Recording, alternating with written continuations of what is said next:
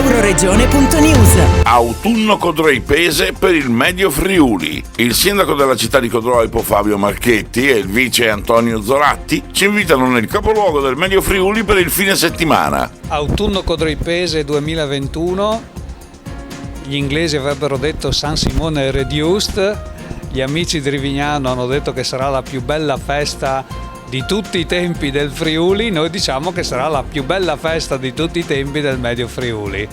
In realtà dobbiamo ringraziare le associazioni di Codroipo e soprattutto le Proloco perché hanno inteso comunque lavorare e impegnarsi affinché fosse possibile una 3 giorni come quella che andremo a inaugurare con l'apertura dello stand che sta alle mie spalle venerdì alle ore 18:30 assieme ai sindaci del Medio Friuli e le altre autorità che vorranno partecipare a questa inaugurazione.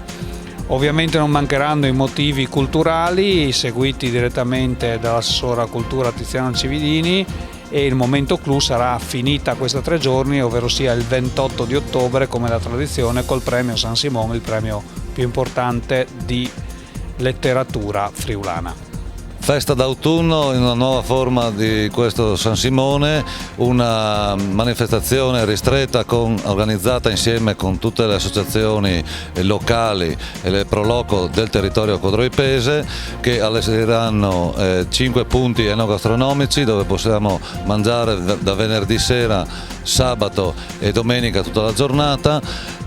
Varie associazioni di volontariato per promuovere le loro attività come Andos, l'ADMO, la Croce Rossa Italiana e l'Associazione Friulana Donatori di Sangue, la FDS, tutte e 5 le sezioni sotto un gazebo unite in un unico intento di voler far promozione e promuovere il loro scopo. Da Codroipo per Euroregione News, Marco Mascioli.